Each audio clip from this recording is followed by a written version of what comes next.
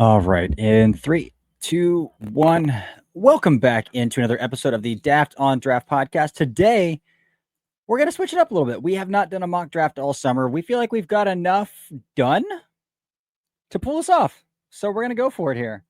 We're going to pull off our first mock draft tonight. Today we'll just do 1 through 16, and then we'll follow up with 17 through 32 in the next episode here. But we're going off of, I believe it's betting odds to win the Super Bowl is what we're currently basing the draft order on here. But let's dive in here, Dalton. What do you think? What you got anything to add before we get started here? No, I mean, I just want to point out you're going to miss a name here, and it's because we Right. just don't think he's going to declare Arch Manning. We're not putting him on here. Yep, archless. We are archless here. So, first overall pick here, we've got the Cleveland Browns on the clock. I know the Cleveland Browns has drafted 2 quarterbacks, man. If the Browns are picking first overall in the NFL draft, they're taking a quarterback. Like, that's just, it's the reality of the situation. You could argue that it could be like 2016 where they had the second overall pick and didn't have a quarterback and they still traded out and they let the Eagles take Carson Wentz. If they think they're more than a year away and they're dead set on Arch, then perhaps that could be the case. But in this exercise here, a 3rd and a 5th round quarterback are not going to stop them from drafting LaNorris Sellers here first overall. Again, anticipating a leap from LaNorris Sellers. Sellers has all of the tools in the world and has, I believe, a pretty strong foundation as a pocket passer. Definitely room to get better, but a foundation as a pocket passer already. So, Cleveland Browns, LaNorris Sellers. Yeah, the Jets at number 2 are a tough one, man. Real tough, because the positions that they really need aren't super strong. And the positions that they don't need, I mean, honestly, like outside of offensive tackle, there's not a ton of positions that I look at in this class where I'm like, oh, yes, that's a premium position with some really good football players or potentially really good football players. But there's one guy who really stands out to me at the wide receiver position. And I think that the Jets could really use another offensive weapon. And that is Arizona State wide receiver Jordan Tyson. His body control, his ability to win the ball in the air. I don't know if he is an elite athlete, but man, is he a good football player. So for me, it kind of reminds me a little bit of Garrett Wilson, not a huge body guy, not a physical freak. He's fast, obviously, and he was silky. And I think Tyson can be that guy. I think Tyson, even on top of that, is better going after the football as well. So getting a weapon in New York. Another one. Yeah, it's worth pointing out here, though, there's like 5 teams at the top 7 of this draft order that, like, if they're picking where they're picking, they're probably looking at a quarterback. And there's just not that many quarterbacks. Which leads me into the New Orleans Saints, who are in a very tight cap situation and will be for at least another year. Arch Manning is also from New Orleans. And so here I am anticipating a 2-year rebuild for the Saints. And we're just going to take BPA here instead of trying to finick around with the quarterback here. We're taking BPA. The New Orleans Saints here draft Peter Woods. Their defensive line room is a massive void right now. So in my opinion, the best overall player is on the board, and you are, if you're punting on quarterback, take the best overall player in the draft. And that's what they do here. So Peter Woods heads to the Saints.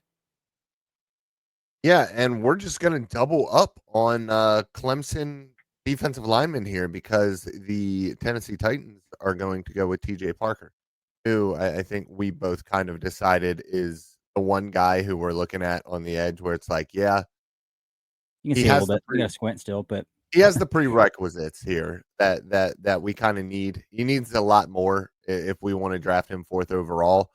From a pass rush plan perspective, from just the little bit of seasoning that he needs. But man, the physical traits are there. Yeah, couldn't agree more. So moving on to the New York Giants here, projected to pick 5th. Again, the Giants are a team, if they fire everybody, which is a very real possibility, they could be back in the saddle for a quarterback. I know they just took one in the first round this past year, but patience is low for quarterbacks in the league. But instead here, Jim Mara, spurned by his former other top 5 running back leaving for a division rival, dips his foot back in the top 5 running back pool here. Right now, they're running out Tyrone Tracy and Cam Scattaboo.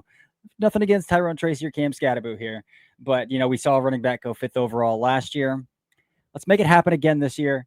5th overall to the New York Giants, Notre Dame running back Jeremiah Love. Love is awesome. A top 3 player in the class. He just plays running back. Yeah. It pains me to see a running back go top 5 to the Giants because of what happened last time.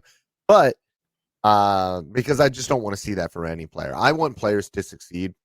And for me, like drafting a running back that high, it's tough to see the vision unless you have the infrastructure around him.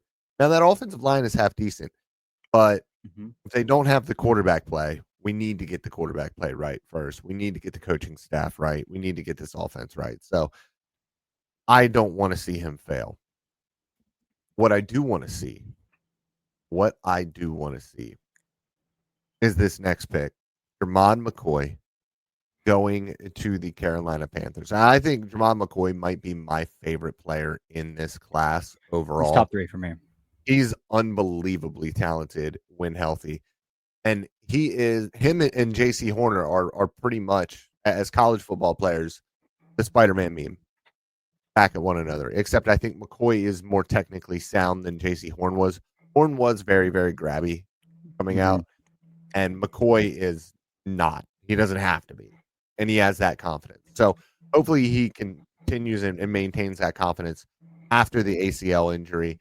Coming back, he was on the practice field recently here. So good news there. And a phenomenal player in this class. Moving on to the Indianapolis Colts. Again, if the Indianapolis Colts are picking 7th overall and there's a quarterback on the board, they're taking a quarterback. And they went for the high upside shot the last time, and it has not worked out. So here they're going to go with a 3-year starter, who I believe is the most accurate passer in the class of the guys with tools. Baron Morton is the most accurate guy that I've charted, but again, Baron Morton has very average tools. Fernando Mendoza, second most accurate guy I've charted with good tools. I think is brilliant pre-snap, post-snap, 3-year starter. So keep the Indiana man, and I guess he's from Miami, whatever. Keep the Bloomington man in the state of Indiana here, and Indianapolis Colts here drafting Fernando Mendoza over the likes of Cade Klubnik, Drew Aller, Nussmeier, all that group. Again, if you know me, you know I love Fernando Mendoza, so shouldn't be too big of a shock. Yeah, and over all of those names is not a bad idea, in my opinion. The next one is I'm stamping it. I'm standing on the table for it. I believe this is what is going to end up happening by the end of the 2025 season and going into the 2026 NFL draft. I believe Trevor Gooseby will be a top 5 player in this class. I think he'll probably end up going in the top 5. And I think that he will be the first offensive tackle taken. And that in this simulation is to the Cleveland Browns, who could use some left tackle help. R.I.P. Jedrick Wills. Yeah, right now it's DeJuan Jones, a natural right tackle. They can always kick him back to right tackle as well. Although Gooseby looked better at left tackle. Yeah, we'll see, man. I think left tackle. If you could get Sellers in the top offensive tackle in the first round next year, I feel pretty good about that. On paper, at this point, like obviously there's a whole season to play, but moving on to the loss. Let's just bring this up real quick. Can you imagine Caden Proctor and DeJuan Jones? The biggest offensive tackles in the NFL. It combined 750 pounds. It would be unreal. They'd be pushing 8 bills together. Yeah. All right. Moving on to the Las Vegas Raiders here. And I'm going to make the most Pete Carroll pick that you could think of, that you could ever ask or think of after they just drafted a running back top 5 here. So with the 9th pick in this mock draft, we're looking at the Las Vegas Raiders taking linebacker CJ Allen. Again, we're talking about a head coach that's taken an undersized 3 tech in the first round, a running back in the first round in Seattle, a linebacker in the first round in Seattle, and Jordan Brooks. So he doesn't care about positional value. CJ Allen's a hell of a football player. And the linebacker unit in the Raiders in Las Vegas, the Jamal Adams experience looks like it's working early on, moving him to linebacker, but we'll see how that plays out long term. But we're going to upgrade that linebacker room here. We're going to go Georgia linebacker CJ Adams. Yeah, but the next pick, the Rams are always tough because the Rams just kind of seem to do whatever they want to, and it works out for them in the draft. I I have been trying to mock them an offensive tackle for like the past 4 years, and they just refuse to do it. And so I'm going to do it again. And I'm going to go with Caden Proctor. Listen, I've never seen somebody more powerful. We talked about it on the offensive tackle podcast that came out yesterday. He's a monster. He's a monster. The Rams love to run the football down your throats, and he is an athletic 300 and however many pounds he is. Mm-hmm. He can move people. He is intelligent. I think he would be a great fit, even if it's become more of a man gap scheme than it was. But I truly believe he is athletic enough to survive in any run scheme. I love it. I love it. I love it. They might need a quarterback too. If you saw the Matt Stafford stuff, they've got him in an Airstreamer in like some I Tron-esque thought about device. I did think about quarterback. And Kate Klubnik was right there for me, and I was actually thinking about that. Somebody who could develop behind Stafford for a year possibly. But yeah, man, Stafford is he's been beat up for his He's entire been career. through it. He's been through it. He's a tough bitch, man. Uh-huh. He really is. I'll never forget. I'm a lifelong Browns fan. So growing up and his rookie season, dislocating his shoulder and still throwing a game-winning touchdown pass with one arm. So yeah, that was a lot of fun. We're gonna go back-to-back offensive tackles here. The one position in this class that we've kind of agreed on is like, oh yeah, there's some names. I guess running back's a pretty decent class too, but where we've like, yeah, there's some names here. So again, this is the third offensive tackle off the board in the top 11 picks here. Going to the Arizona Cardinals, they've got their left side locked down with Paris Johnson Jr. I think they could have probably drafted a right tackle this year. They opted for defensive tackle and Walter Nolan. Jonah Williams is a free agent. Jonah Williams is also pretty mid. And so here with the 11th overall pick, the Arizona Cardinals upgrade that and draft Spencer Fano from Utah, a natural right tackle there. Although Dalton wants to see him at left tackle, so that'd be fun. I would love to see him at left tackle, although yes, he's playing right tackle for that team. So Spencer Fano, Arizona Cardinals. And with the next pick, the Dallas Cowboys select Colorado corner DJ McKinney. They love their length, man, and DJ McKinney has it. Listen, he's not my favorite in this class. I believe you are much higher on McKinney than I am personally. I like probably Abney and Harris more than I like McKinney. Oh, you do? Mm-hmm. Okay, but I think McKinney, Harris, and Terrell probably are the same tier for me, though. Yeah, and then Abney is a tier above. Yeah. Okay, that makes sense. McKinney for me was the least consistent out of all of the guys, but you can see the vision with him. And I mean, honestly, just playing at Colorado, playing with Dion there, playing alongside Travis Hunter, who I believe might be the most intelligent football player I've ever watched in my entire life, is going to help him progress into this final season potentially. And so for me, that length and the relationship with Dion, which is important for the Dallas Cowboys as well, it just made sense. Love it. Love it. So with the 13th pick here, I am going to, in the near future, I would like to start a conversation on just how high we should value Connor Lew in this draft class. Because I think he might be one of the better players in this entire draft class. The Auburn center, Connor Lew. Miami, I don't even know what direction Miami takes after this year. They could, like, you could tell me they could bottom out this year. And I'd be like, yeah, absolutely. And they could blow everything up. And that includes trading Tua. That includes trading Tyreek. That includes trading Waddle, who hasn't, they just paid Waddle. So Waddle's probably safe. But, like, you could tell me that every ounce of talent on this roster could be offloaded for picks and cap relief. And I would be like, yeah, that makes a lot of sense to me. So picking a center to them doesn't make a lot of sense. But again, this talent, like this draft, I get to this point, I'm like, who do I pick for these teams, man? Already at pick 13. So in my mind here, they need a center. And I think Connor Lew is one of the better players in this draft class. So we're going Connor Lew to the Miami Dolphins right here. And with the next pick, the New England Patriots are making a pick for the memes, kind of. Um, they are going with Denzel Boston. Funny, obviously, because of the last name Boston, but big receiver out of Washington, somebody who I watched when we went back and kind of watched some of these wide receivers around here. And there is um, uh, uh, uh, not much to like about this class. Hmm. But if I'm going to squint and try to see it with anybody, I think it would be Boston out of the group of guys that I watch. Now, I know that you are a big fan of the Louisville wide receiver, Chris Bell. I do like the Louisville wide receiver. I haven't gotten my eyes on him in the same way, so I couldn't make that choice between the two.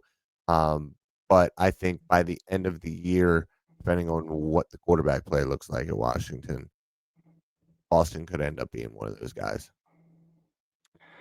I love it. Yeah, you got to watch Chris Bell, dude.